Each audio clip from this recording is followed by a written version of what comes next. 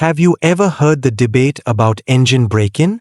It's one of the most talked about myths in the car world, and today, we are setting the record straight. So, what exactly is engine break-in?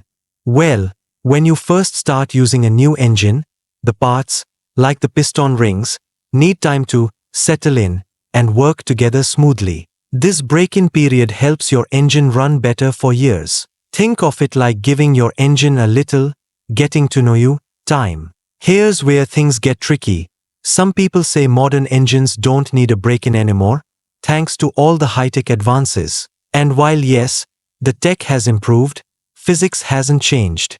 Metal parts still need that initial break-in period to ensure everything runs at its best. So, how do you do it right? Let me break it down for you. Step 1.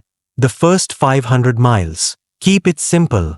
A mix of city and highway driving is perfect. Keep your RPMs below 4,000 and avoid heavy acceleration. No need to be too gentle, but don't push it. Step 2.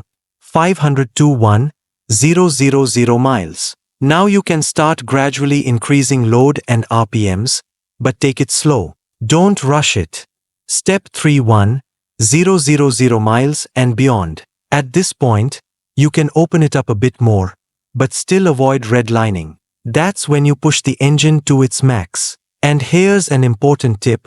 All changes matter. The factory oil in your car is designed for break-in, but it contains small metal particles from the process. That's why I recommend changing your oil at 500 to 1,000 miles, not waiting until 10,000 miles like some manuals say. It's a small step that can save you big problems later. Remember, the break-in period is about making sure your engine parts settle into place, ensuring a longer and smoother life for your car. Vary the load, change the oil early, and your car will run like a dream. If this video helped, don't forget to like, subscribe, and hit that bell for more tips right here on Auto Repair.